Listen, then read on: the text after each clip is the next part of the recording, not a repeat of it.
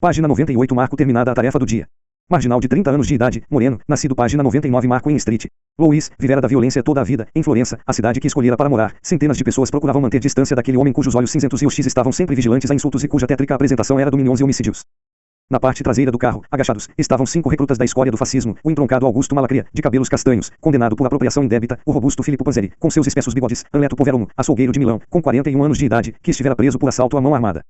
Os outros dois eram homens capazes de tudo, Giuseppe Viola, com 27 anos, epiléptico, falido fraudulentamente e desertor durante a guerra, e Albino Volpe, de 35 anos marceneiro, que já cumprira pena de prisão e que, como comando submarino na Primeira Guerra Mundial, noite após noite, nadava nu, pintado de verde, pelo Piave, com uma faca entre os dentes para matar sentinelas austríacas. Dos 6, somente Domini conhecia os movimentos de Maciutti. Durante dias vigiara o edifício de apartamentos, pois desde que fora escalado para Paris como agente secreto dos fascistas convencerá-se de que o Partido Socialista dos Unitários, o partido de Maciutti, orientava sistematicamente o assassinato dos italianos fascistas, entre os quais o chefe do escritório de Paris, Nicola Bonservisi. Em virtude de seu relatório, Giovanni Marinelli, secretário administrativo do Partido Fascista, incumbira Domini e seus sequazes de sequestrar Maciutti e arrancar-lhe, à força, uma confissão. Sem que Domini soubesse, Marinelli tinha outras razões para desejar uma confissão de Maciutti.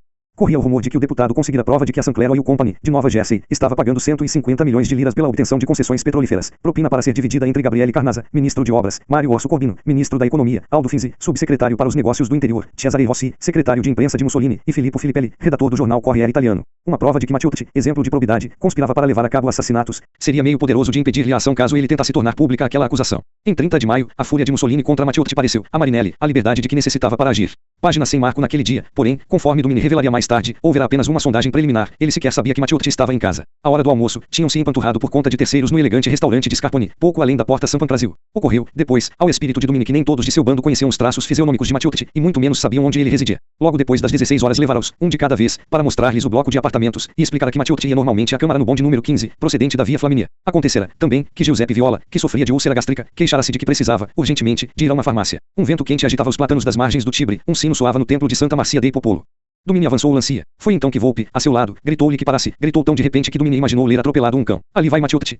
Bradou Volpe. O resto foi uma violência espontânea, com o ódio a afastar o bom senso. Para eles, tratava-se do homem que havia tramado o assassínio de fascistas, em Paris. Fora de si, Domini ordenou asperamente, agarrem aquele porco. Volpe, o pistoleiro atarracado, saltou do veículo seguido por Malacria e saiu correndo. Em certo momento, quando dava marcha a ré no lancia, dirigindo-a para o aterro, o espelho mostrou a Domini uma confusão de corpos que se atracavam. Outras pessoas, porém, podiam apreciar melhor a cena. L.C. e Léo, jovem empregado de uma companhia de seguros que nadava, com alguns amigos, no Tibre, lançou em dado momento um olhar para cima e viu um homem alto, no topo da escada que dava para o rio. Viu, então, dois outros homens avançarem contra ele e darem-lhe um soco no estômago, o que o fez dobrar-se. Era curioso, ao desaparecerem-lhe da vista, Léo julgou tratar-se de amigos fazendo alguma brincadeira. Página 101 Marco Renato Bianchini, de 14 anos de idade, quando a caminho da casa de um amigo, viu, horrorizado, 4 homens carregando um outro que gritava e se esforçava para desembaraçar-se deles. 2 seguravam-no do lado da cabeça e 2 pelos pés. O lancia recuava, firme e inexoravelmente, ao longo da sarjeta. Um homem alto, de bigodes, trajando roupa leve de gabardina, estava de pé no estribo do carro. Assim que este se aproximou e uma porta se abriu, os 4 homens fizeram sobre-humano esforço para jogar o deputado para dentro da parte de trás do veículo. Violento pontapé desfechado por Maciutti arrebentou o vidro da janela. Furioso, o atarracado Volpe saltou para a frente e, com seus punhos de ferro, esmurrou o deputado até Poveromo intervir, dizendo, basta.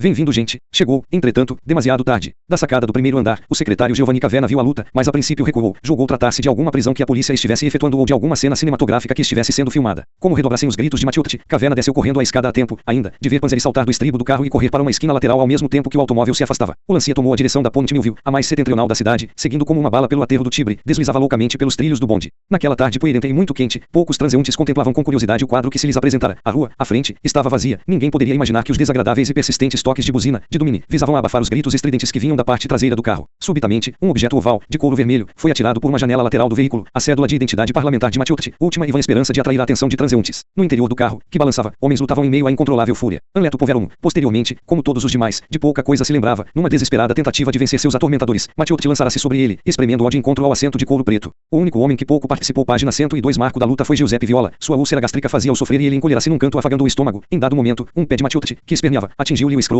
Cego de dor, Viola saltou com violência do assento empunhando um punhal. Ainda dominado pelo peso de Maciutti, Poveromo sentiu, de repente, que sangue quente lhe molhava o lado direito das calças. Na direção, Amerigo Domini ignorava o que se passava no carro. Estranho em Roma, guiava às cegas, havia muito que tinham ficado para trás as ruas centrais, que lhe eram conhecidas, talvez estivesse a 10 quilômetros da Ponte Milville, ao lado desfilavam campos de trigo já amadurecendo e pequenos basques. Pancadas insistentes no vidro que o isolava da parte de trás fizeram-no parar. Saltou, para abrir uma das portas de trás, recuou, assustado, a um passo dele, estava Maciutti, tombado para a frente, vomitando sangue. Escute, Amerigo, ele está muito mal. Lembrou-se, mais tarde, de ter ouvido Malacria dizer. Domini sabia apenas que desejava vomitar. Não havia percebido que a carótida de Maciutti estava cortada. Pasmado, olhava para o interior do carro que cheirava a sangue, suor e excremento, um estertor seco saía da garganta de Maciutti. Temos que encontrar uma fonte, ele precisa de água, gaguejou. Não adianta, observou Malacria. Ele está morto. Durante um momento sentiu-se apenas o calor, em meio a um silêncio interrompido somente pelo arrulho dos pombos nos carvalhos. Domini percebeu Volpe a seu lado. Então matamos o homem como a um frango, não? Mas morreu como um valente, não é? Disse o Brutamontes. À meia-noite, a Galeria Calona, em frente ao Palácio Xigi, era um lugar de sambras murmurantes. Quando Arturo Faziolo, de 37 anos de página 103 marco idade, se encaminhou para a solitária réstia de gás neônio que brilhava diante do Café Picarozzi, verificou que havia ali poucos transeuntes e deu graças aos céus por isso. Como antigo elemento de Aia Popolo de Itália, agora secretário particular de Mussolini, Faziolo reduzia ao mínimo suas atividades sociais, tomava refeições somente nos mais obscuros trattorie, para evitar a multidão de importunos que assediavam, a cata de favores, como moscas, os homens que faziam parte do círculo mais chegado de Mussolini. Foi com um misto de desagrado e irritação que Faziolo enxergou, sentados a uma mesa do canto, 6 homens que ele conhecia muito bem, Amerigo Domini e seus companheiros daquele dia, juntamente com outra pessoa da mesma laia, Aldo Putato, jornalista milanês de 22 anos de idade. Para evitar-lhes a companhia, Faziolo tomou seu café com leite no bar. Notou subitamente, porém, que eles não mostravam a ruidosa arrogância que lhes era habitual. No rosto daqueles homens, ao redor da mesa, nada mais via que perplexidade e desespero. Maliciosamente, provocou-os. Vocês mataram alguém ou andaram fazendo o quê? Ninguém respondeu. Quando Faziolo deixou o café, os 6 olhavam para um ponto no espaço, como pessoas que houvessem sofrido um choque. Mas as palavras do secretário trouxeram-nos a realidade. Atrás, na galeria, Faziolo ouviu o ruído seco de passos. Albino Volpe viera-lhe ao encalço e puxava-o pela manga. Escute, nós matamos Matiotti. Foram suas primeiras palavras. Como Faziolo arregalasse os olhos, apavorado, Volpe apressou-se a entrar novamente no café, reaparecendo, em seguida, com uma elegante pasta de couro. Atraiu Faziolo para o canto mais escuro da galeria e tirou da pasta 2 lúgubres lembranças do trabalho daquele dia, um pedaço de couro, do assento do Lancia, com uma crosta de sangue seco semelhante a pergaminho, e o passaporte de Giacomo Matiotti. Poderá levar isto a Mussolini, para nós? Perguntou Volpe, ante uma exclamação furiosa de Faziolo. O Brutamontes ameaçou. Você leva, ou página 104 marco nós levaremos para mostrar que fizemos o que devia ser feito. Com frases entrecortadas, Volpe narrou o caso. Depois que Matiotti morreu disse perderam completamente a cabeça. Baixaram as cortinas do carro e ficaram rodando durante horas, procurando orientar-se. Houve um momento em que Domini os deixou frios, ao parar o carro para indagar o caminho a um carabinieri. Em momento crítico esgotara-se o tanque de gasolina do Lancia. Por volta das 20 horas, assustados ao descobrirem que haviam perdido o caminho e estavam, outra vez, dirigindo-se para Roma, Volpe viram um matagal a 100 metros da estrada e decidiram que ali deveriam enterrar Matiotti. Na escuridão que se adensava, apenas com as ferramentas do carro para ajudá-los um macaco, uma lima e uma chave inglesa ele e Malacria cavaram um buraco de uns 20 centímetros de profundidade por 60 de comprimento. A cova era tão rasa que o corpo fora dobrado em 2 como um livro aberto que se fechasse. O local ficava a algures, ao norte de Roma, mais que isso Volpe não sabia. Faziolo ficou horrorizado, mas sua lealdade para com o Duce deixou-lhe claro um dever a cumprir, a fim de impedir que os assassinos atravessassem o limiar da porta do Palácio Xigi. Aceitou a incumbência de levar o passaporte de Matiotti. Ao dirigir-se, a pé, para seu apartamento, um pensamento atormentava-o acima de tudo, como reagiria Mussolini àquilo. Mas às 20 horas de quarta-feira, 11 de junho, Faziolo descobriu que o segredo tão ciosamente guardado já era conhecido. Naquela mesma noite, esperando cair nas boas graças dos chefes, Amerigo Domini já havia relatado o caso a Giovanni Marinelli e o secretário administrativo do partido, por sua vez, comunicaram a Mussolini. Quando Faziolo mostrou o passaporte, o Duce pareceu furioso e nervoso, mas de forma alguma surpreso. Por que pegou isso? Censurou-o, irritado. Você também está a par do fato. Fechou o documento à chave, na escrivaninha, e ordenou a Faziolo que não dissesse coisa alguma a quem quer que fosse. Página 105 marco aqueles dias Mussolini confessaria tempos depois figuravam entre os mais sombrios de sua vida. Aquele 13 de junho fora uma data tarjada de negro, dia em que velha Matiotti, desesperada, depois de 3 noites sem dormir, suplicou-lhe uma entrevista. Mussolini transpirava e tremia visivelmente quando a recebeu, numa antessala do Palácio Montecitoria, juntamente com Aldo Finzi, seu subsecretário para os negócios do interior, logo depois implicado como a pessoa que havia autorizado Domini a desempenhar missões na França, e Giacomo Acerbo. A despeito de buscas por todo o país, o paradeiro do deputado ainda constituía um mistério. Velha, porém, implorou que lhe fosse restituído o marido vivo ou morto. Para salvar o prestígio do regime, Mussolini foi forçado a mentir. Senhora, se eu soubesse o que aconteceu a seu esposo, eu lhe o devolveria, vivo ou morto. Suas palavras não eram convincentes. Quando Mussolini pediu a Acerbo que a acompanhasse até ao andar térreo, velha Matiotti, altiva e com ar de desprezo, envolveu-se no manto e disse, por favor, não se incomode. A viúva de Matiotti poderá ir sozinha. Mussolini, afinal de contas, viu-se colhido inexoravelmente numa teia de intrigas preparada por seus sequazes. Mas dispôs-se a descobrir a verdade. Sob pressão, Giovanni Marinelli admitiu ter dado ordem direta a Domini para agarrar o deputado, e tal era sua mania pela burocracia possuía guardados, no cofre de sua sala, recibos das despesas feitas pelos assassinos. Faziolo lembrou-se depois de que, terminada a reunião, Marinelli saiu cambaleando da sala de Mussolini, era um homem liquidado, a chorar histericamente, a barba e o pince-nez molhados pelas lágrimas. Preso dias depois, Marinelli não podia compreender a falta de gratidão de Mussolini por sua tentativa de salvá-lo de uma coalizão com os socialistas. No correr de todo o mês de junho, enquanto a polícia procedia a buscas com cães amestrados por toda a região em redor, os jornais anunciavam com grandes cabeçalhos uma onda de prisões levadas a efeito. Em 12 de junho, Amerigo Domini foi preso quando engraxava os sapatos na estação central. Em 17 do mesmo mês, Albino Volpe, nas proximidades da fronteira página 106 marco Suíça. Em 24 de junho, Giuseppe Viola. 4 dias depois, em Milão, o último dos assassinos, Poveromo. Dada a circunstância de haver mandado Domini à França, Aldo Finzi foi, também, forçado a pedir exoneração do cargo que ocupava. 2 homens chegados a Domini, ambos implicados na revelação de Matiotti relativa às concessões petrolíferas Cesare Rossi, indivíduo espadaúdo e de barba vermelha, chefe da imprensa oficial de Mussolini, e o redator Filippo Filippelli, que emprestaram o Lancia alugado viram-se, também, atrás das grades. Em 16 de junho, o idoso general Emílio de Bono, um dos chefes da marcha sobre Roma, foi demitido do cargo de diretor da Segurança Pública. Um dia depois, o deputado republicano, de voz macia, Eugênio Chiesa, estendendo um lápis como um dedo acusador, desafiou Mussolini na Câmara. Vossa Excelência não fala porque é cúmplice. Imediatamente Mussolini apresentou sua renúncia ao cargo de ministro dos Negócios do Interior. Na mesma noite, num banquete realizado em homenagem ao Rastafari, imperador da Abissínia, o Duce foi convidado de honra. Realizou-se o agape no atapetado salão dos Corazieri do Palácio do Quirinal. Ao abrir o guardanapo, um envelope caiu sobre a toalha de damasco. À luz dos brilhantes candelabros, Mussolini leu o bilhete que o envelope encerrava. Você é o assassino de Matiotti. Prepare-se para as algemas. Ao lado dele, o rei Vitório Emanuele também lia um bilhete que recebera. O rei relanceou um olhar para o ar e Astafari. O imperador nada notara. Passou então o bilhete para Mussolini, sem fazer comentários. Dizia: Majestade, o assassino de Matiotti está sentado a seu lado. Entregue-o à justiça. Aquele silêncio demorado intrigou Quinto Navarra. Fazia uma hora, talvez mais, que o gorducho e corado contínuo não ouvia ruído na sala do Duce. Não recebera, naquela noite quente de junho, o pedido rotineiro para levar à sala os jornais da noite e café forte. Navarra ficou preocupado. Dirigiu-se página 107 marco na ponta dos pés até a porta que ligava às salas e, cautelosamente, espiou pela fresta. Um segundo depois, profundamente chocado, fechou-a e afastou-se. Doía-lhe ver alguém sofrendo profunda angústia mental, como sofria aquela pessoa. O que contemplara, à luz da lâmpada do abajur de seda amarela, foi Benito Mussolini, de joelhos sobre sua cadeira, batendo terrivelmente a cabeça, sem pronunciar palavra, de encontro ao espaldar de madeira. A insinuação de cumplicidade no assassínio de Matiotti atingira o Duce qual um soco desfechado no rosto. Em sua estranha ingenuidade, não podia admitir caber-lhe responsabilidade moral pelo crime, mais ainda, enquanto fosse primeiro-ministro. No telefonema ao irmão Arnaldo, em Milão, protestou inocência. O jovem censurou-a com franqueza.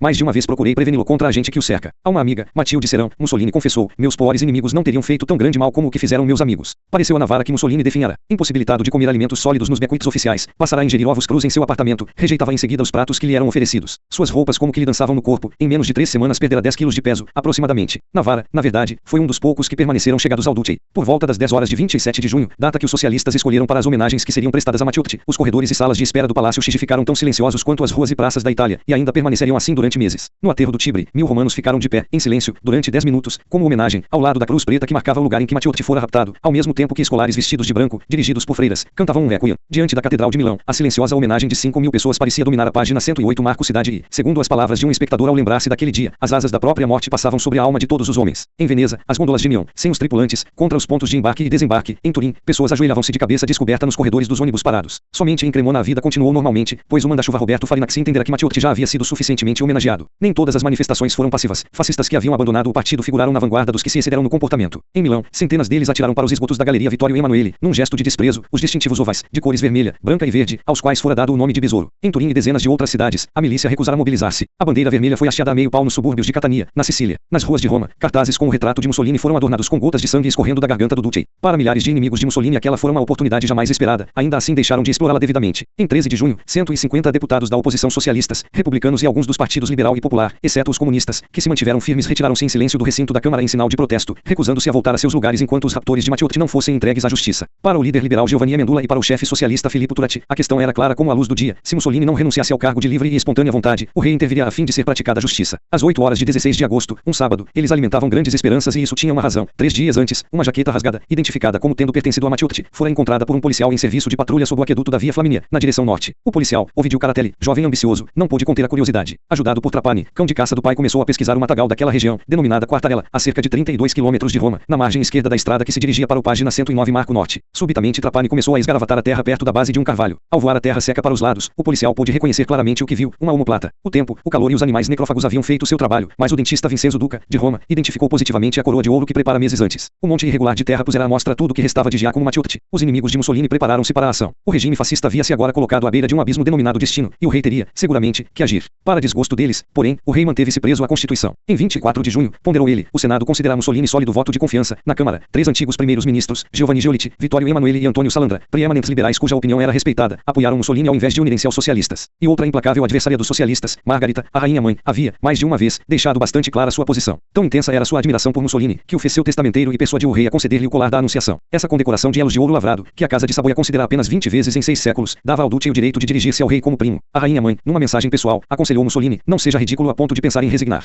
Acalmei o rei. Como sempre, a palavra da rainha-mãe Margarita prevalecia, e o novo juramento de lealdade da milícia agora estendido ao rei auxiliou a reaninhá-lo. A primeira representação dos socialistas pedindo a demissão de Mussolini. O rei fez o gesto simbólico de cobrir os olhos e tapar os ouvidos. Sou cego e surdo. Meus olhos e meus ouvidos são a Câmara e o Senado, disse.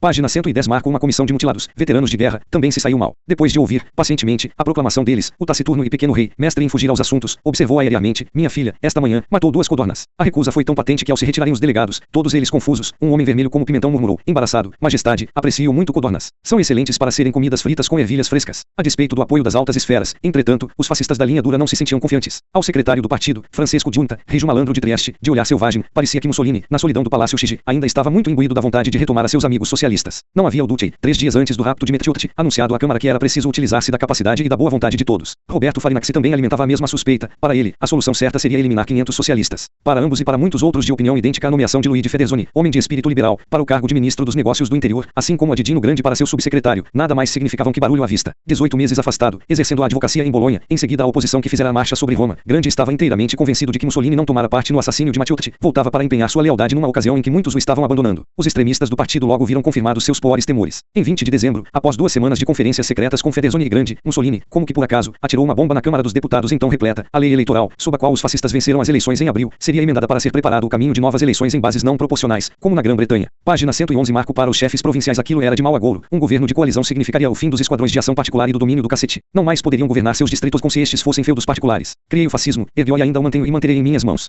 Vangloriou-se Mussolini no Congresso de Pádua. Uma porção de homens decididos, no entanto, pretendeu provar que ele estava errado. Por volta do meio-dia de 31 de dezembro de 1924, 60 camisas negras, chefes de milícias provinciais, marcharam em lúgubre silêncio pelas ruas enevoadas de Roma. Passaram pela gigantesca coluna de Marco Antônio de 50 metros de altura e, sem que fossem impedidos, entraram no pátio deserto do Palácio Chigi. Como um só corpo subiram a escadaria de mármore rumo à sala de Mussolini, no primeiro andar. Tratava-se de um blefe, digno do próprio Duce. Para a maioria participantes daquela marcha, convocados urgentemente, por telegrama, de todas as regiões da Itália, a visita nada mais era que uma cerimônia rotineira, apresentar saudações de ano novo a Mussolini, ideia brilhante do líder e porta-voz deste, Aldo Tarabella, em Udina. Somente Tarabella e 12 outros conheciam o verdadeiro objetivo da missão, obrigar Benito Mussolini a implantar no país, definitivamente, uma ditadura. Sem dar atenção a Quinto Navarra, 33 daqueles homens entraram no gabinete de Mussolini. Sem anunciar, pisando duro no soalho de madeira, atravessaram a sala sem dizer palavra. Na extremidade, junto a uma tapeçaria cinzenta que pendia, na parede, juntamente com machadinhas de guerra, Mussolini, que na ocasião conferenciava com o ministro das Finanças, Alberto Di Stefani, e com o chefe da milícia, General Gandolfo, alteou as sobrancelhas em muda interrogação. À guisa de introdução, Tarabella entregou-lhe uma carta desafiadora de Tullio Tamburini, de Florença. Mussolini, em silêncio, se bem que irritado, leu o conteúdo, impaciente com a demora. Tamburini estava realizando com rapidez na municipalidade, naquele mesmo dia, a derrubada dos antifascistas. Página 112. Marco qual verdadeiro cão bravio, que pesava apenas cerca de 40 quilos. Tarabella não perdeu tempo em mostrar os dentes. Estamos cansados da demora, declarou, mostrando irritação. As prisões estão repletas de fascistas.